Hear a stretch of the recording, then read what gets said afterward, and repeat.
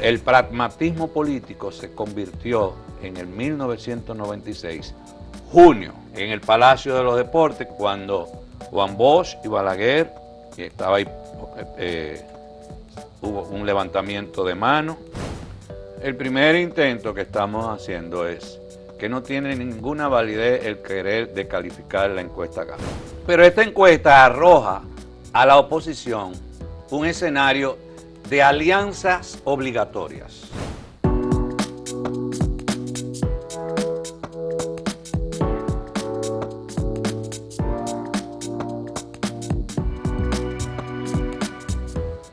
Saludos amigas, amigos, ustedes sintonizan Acento TV y este es su espacio a partir de ahora. Y hoy, como es viernes, tenemos a Bernardo Matías, el hombre de los viernes, con un tema que ustedes sabrán que ha dado mucho de qué hablar en estos días. Bienvenido. Saludos, ¿cómo está usted? Bien. Estamos bien. Saludamos también a nuestros amigos y amigas televidentes, los que siempre están ahí, atentos y motivando. Muy bien, a que nos quieren, a los que no nos quieren, a todos. La vida es así. Vamos a hablar de la encuesta Gallup, obligado, ¿verdad? De la más reciente. Sí, la de abril 2023, la de este mes. Sí. Que recién se acaba de publicar. Con el grupo RCC, o sea, Radio Cadena Comercial Media, que es el grupo que la ha contratado. Y yo le robé el título para este programa de hoy, se lo robé a una persona que me voy a guardar el nombre, pero él sabe que fue a él que se lo robé.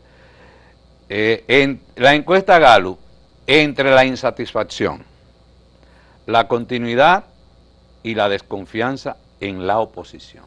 Bueno, hay una especie de resumen apretado ahí. ¿Qué sucede, Gustavo y colegas televidentes? 1996, en República Dominicana se inauguró de manera definitiva la visión pragmática de la política, que solamente la encarnaba especialmente Balaguer, pero el pragmatismo político se convirtió en el 1996, junio, en el Palacio de los Deportes, quedó sellado. 30 de junio. 30 de junio, cuando Juan Bosch y Balaguer, que estaba ahí, hubo un levantamiento de mano, donde la historia se demostró ahí que no siempre la historia es las partes contrarias no se encuentran. Todos sabemos qué pasó ahí, pero el pragmatismo político, donde la lógica instrumental del poder, donde la lógica de la conveniencia política. Todo vale por el poder. Todo vale por el poder. La lógica de ver la política en función de lo que me favorece, y si no me favorece, yo lo rechazo. Eso pasa con la encuesta. Con las encuestas hay una relación instrumental de la política. Si la encuesta me favorece, felicito. Si no me favorece, ahí hay problema.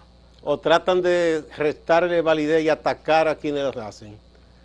Lo atacan por la parte metodológica, a veces, esos son los muy técnicos. Pero yo me río porque a veces hay gente que no sabe nada de eso, inventa muchísimos disparates. Yo he visto gente hablando tonterías, en todas las encuestas siempre. Pero que están puestos para eso, para hablar tonterías, porque habrá personas que creerán en su tontería. Sí, porque obvio, se parecen obvio. Mucho, tú ves, el que cree un tonto. Y quieren creer, porque uno que siga un líder, aunque el líder esté muy mal, si el líder le dice, no crean en eso, vamos a ganar, esa persona quiere creer que es verdad que ese líder le dice la verdad. Lo primero que no gusta de esta encuesta es el tema de que Abinader se reelegiría, según esta encuesta, en todos los escenarios. Exacto. ¿Y qué pasa con la reelección? No le gusta eso a quien no quiere que se reelija, ¿verdad? Por supuesto. Y lo que quieren que se reelija, están contentos, están celebrando. Y lo cual también es un riesgo en política. No, acomodarse, sentarse y cruzarse de brazos es peligrosísimo. Porque esta encuesta arroja muchos temas importantes que el gobierno y el PRM tienen que tomar en cuenta para que salen mal parados, en varios aspectos no salen bien parados. De eso vamos a hablar más adelante. Ahora, nosotros tuvimos 1 o 2 programas donde abordamos el tema de la reelección y yo quiero repasar un poquito. Bien, vamos a ver. Donde la encuesta, lo primero que esta encuesta nos dice es que Abinader, con más de un 50%, se reelegiría en primera vuelta y si no, en una segunda vuelta. La reelección presidencial ha sido un tema muy sensible en la historia de la República Dominicana, pero no solo en República Dominicana, sino en toda América Latina. Pero más que eso, ¿de dónde se alimenta el reeleccionismo? El reeleccionismo se alimenta del presidencialismo. ¿Y qué ha pasado históricamente en América Latina? América Latina era un continente antirreeleccionista y pasó de ser antirreeleccionista a ser pro-reeleccionista. Pero en República Dominicana no, aquí siempre... No, pero tú tenías una franja del peñagomismo, del bochismo, que confrontaba, y de la misma izquierda que confrontaba de manera muy radical. Y déjame decirte, con... Pero la izquierda es reeleccionista, porque cuando ellos llegan no sueltan eso ni loco. Por supuesto. Ni loco. En todos los países. Y si no hacen como Ortega, que a todo el que lo saca del país. Y no te abajes. Y no solo eso, no solo lo saca del país. Ya usted no es nicaragüense. Por decreto. Por decreto. El reeleccionismo en América Latina es una tónica de las últimas décadas. Por ejemplo, 14 de los 18 países de la región actualmente tienen la reelección con modalidades diversas. 14 de 18. México no la México tiene, es uno de ellos que no la tiene, pero tiene 6 años. Colombia, México, que nunca la tuvo, después la comenzó a tener. Ahí estuvo el uribismo y también metido dentro de esa línea pro-reeleccionista. Pero oye este dato, hace ya 35 años, todos los presidentes de América Latina, en estos 35 años, que buscaron reelegirse, lo lograron. Menos Daniel Ortega en el 1990 e Hipólito Mejía en República Dominicana en el 2004. Pero Ortega ya tenía un tiempo grande en el poder también. Pero te estoy dando el dato, sí. Cómo el tema presidencialismo, reeleccionismo, viene. Entonces a mí no me sorprende la encuesta Gallup, y encima de eso hay otras encuestas internacionales que se han hecho que colocan al presidente Abinader dentro de lo más valorado. Con cierta holgura, ¿verdad? Con cierta posibilidad. Entonces, yo no sé por qué hay que sorprenderse con esos resultados. No, a mí no me sorprenden para nada.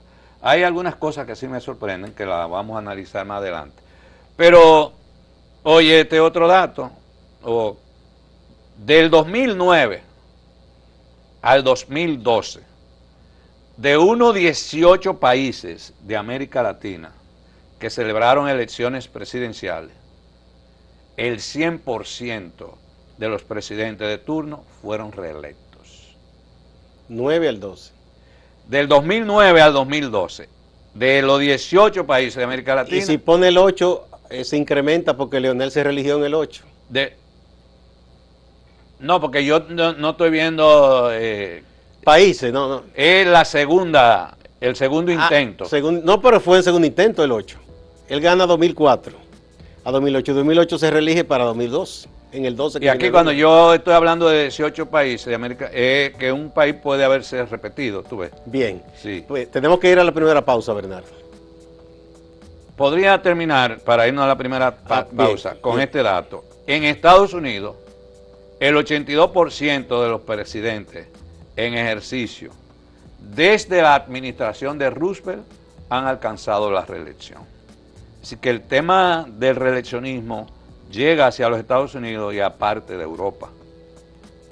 Y eso ya lo entendemos, bueno, que es la lógica del poder. Falló Bush padre y falló Trump de los últimos. Vamos a la pausa y volvemos.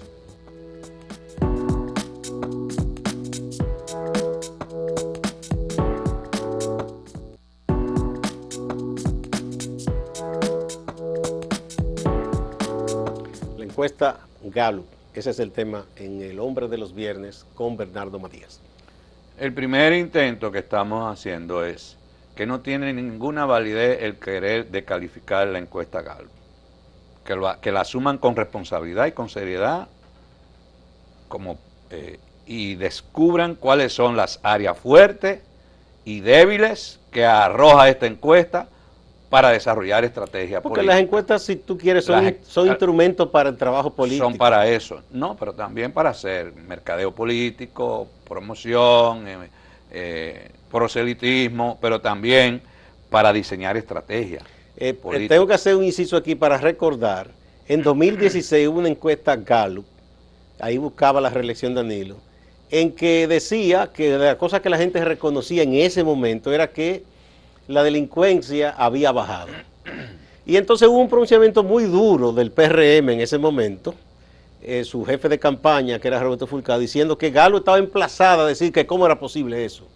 En ese momento el PRM, que no le fue bien, acabó con Gallup. Claro. Ahora el PLD, que no le va bien, acaba con Gallup. Y así. Leonel Fernández, que dice que creía con Tauro Corripio, pero yo sí sé, de hecho personalmente lo viví, que él y su gente, Leonel, acababan con el periódico Hoy Gallup cuando esa encuesta daba resultados que no eran favorables a él. Pero esa es la lógica instrumental del poder y la política. Entonces, hay quienes creen que el pragmatismo no es una teoría. El pragmatismo es una teoría también de la realidad. Y por ejemplo, un elemento de teoría de la realidad del pragmatismo es todo se vale.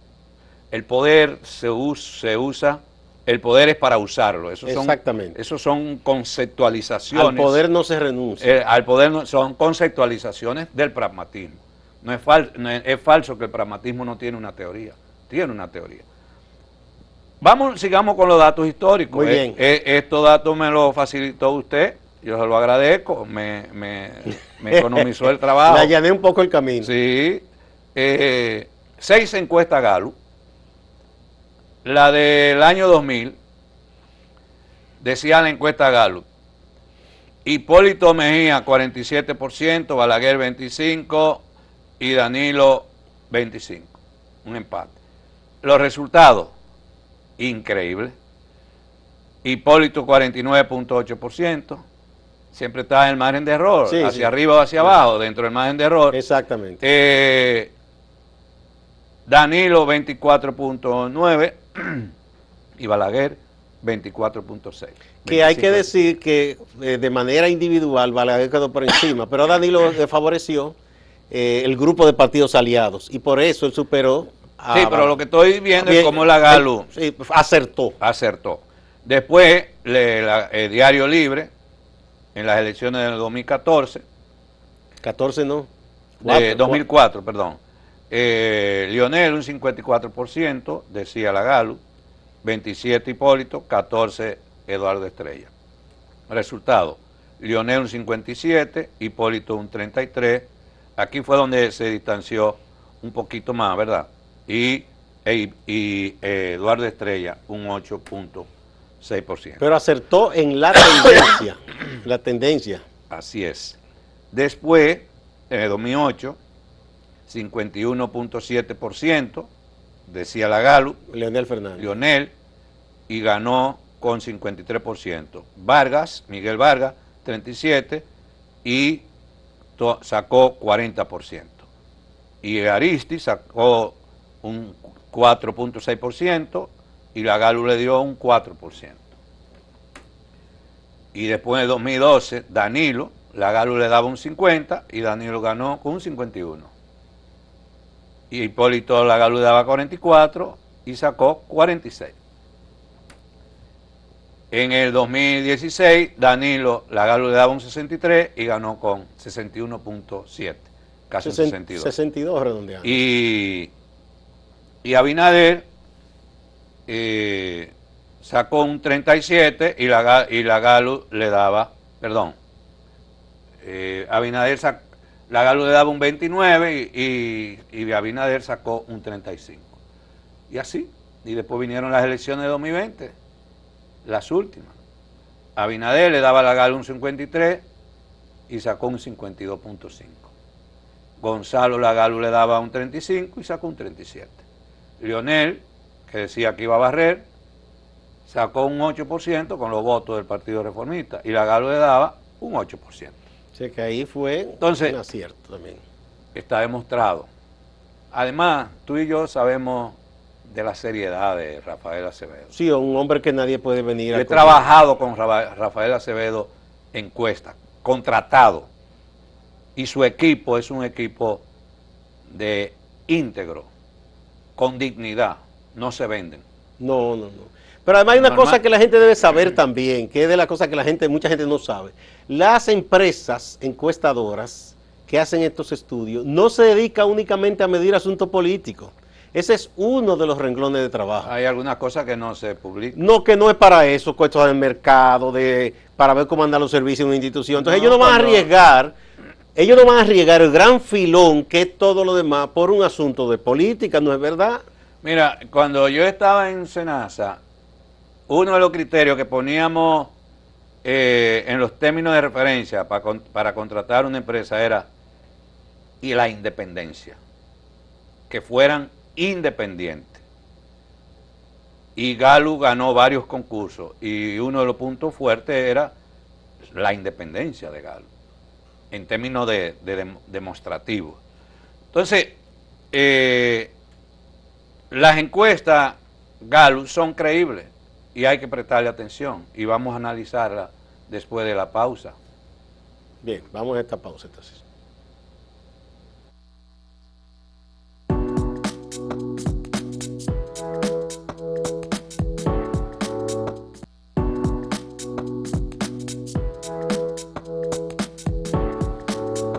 Bernardo Matías, el hombre de los viernes, analizando encuestas. Tú sabes que la columna mía en Acento Digital se llama Tocando el Fondo. El fondo. No tocando fondo. No. Yendo al fondo. Yendo al fondo del asunto, al análisis profundo. Yo quiero esta encuesta, ir al fondo de algunos temas, no lo elemental, lo que todo el mundo ve ahí en datos. Que ya tú has hablado de eso. No, que está en la encuesta. Es lo evidente. Es lo evidente.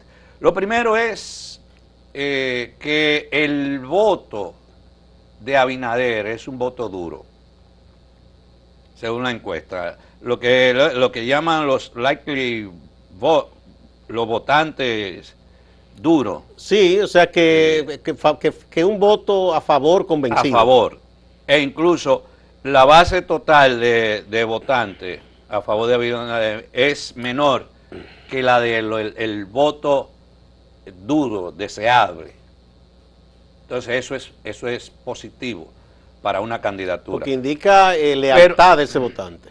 Pero esta encuesta arroja a la oposición un escenario de alianzas obligatorias. Si quieren hacer algo, ¿no? Si quieren lograr variar este escenario. Alianzas obligatorias. Que ya yo empiezo a ver algunas actitudes, me parece un poco inteligente, como si se pusieran a luchar entre sí el segundo lugar, a quién es que le toca, y no en un segundo lugar, sino un buen segundo lugar. Cuando la encuesta te está diciendo ustedes separados no van a ningún lado. No van a ningún lado. Y además la encuesta te está diciendo que hay un 12.9% de votantes que no saben por quién van a votar. Y eso todavía. Es un terreno para quien se lo gane. Son nichos de oportunidades para quien lo conquiste. Pero si la oposición dedica el tiempo a cuestionar la encuesta, a no darle validez y a pelearse entre sí a quién le toca el segundo lugar de manera real, eso va a fortalecer más la continuidad del presidente Abinader, que tal parece que es un camino que su variación va a depender de factores críticos o al interior del PRM o dentro de la sociedad. Es lo que se percibe en este momento. Pero la oposición tiene un gran nicho de oportunidad, tanto en ese 12% en una serie de fisuras y brechas de insatisfacción que hay en la encuesta, y sus votos que están dispersos realmente. Otro dato con relación a las elecciones congresuales, que un 15% dice que no sabe por quién votaría todavía. Ahí y es eso es entendible porque ahí no hay es un candidato, depende de quién le toque, a quién eligen. Exacto, en su provincia, su demarcación. Otro dato que nos arroja esta encuesta es con respecto, si las elecciones presidenciales de 2014 y las opciones fueran las siguientes. 2014 no, 2024. ¿Por cuál candidato votaría usted? Entre Leonel Fernández y Abel Martínez tenemos lo siguiente. Abel Martínez tiene un 18, pero el voto duro de Abel Martínez disminuye. El voto deseado, de un 18 a un 16. Eso indica que Abel tiene una población más volátil que la de Leonel, porque la de Leonel, en lugar de disminuir, aumenta. Y la de Abinader también aumenta. ¿Qué dice eso? Que en la candidatura de Abel Martínez existe una alta volatilidad, más que en los otros candidatos. ¿Y por qué esa volatilidad? Porque hay una parte del PLDismo que está todavía al acecho de ver hacia dónde se mueve la tendencia electoral y puedan desplazarse hacia el leonelismo, por lo menos de manera coyuntural, no necesariamente definitiva. De modo tal que la volatilidad de la candidatura de Abel es un punto muy débil dentro de él como candidato. Otro dato, ¿por cuál de ellos no votaría nunca? Esa es la tasa de rechazo. La tasa de rechazo. Leonel viene arrastrando históricamente, después de los 12 años en el gobierno, una alta tasa de rechazo. Y aparece él con la tasa de rechazo más alta en esta encuesta, que es un 37.3%. Pero hay un 15% que no sabe.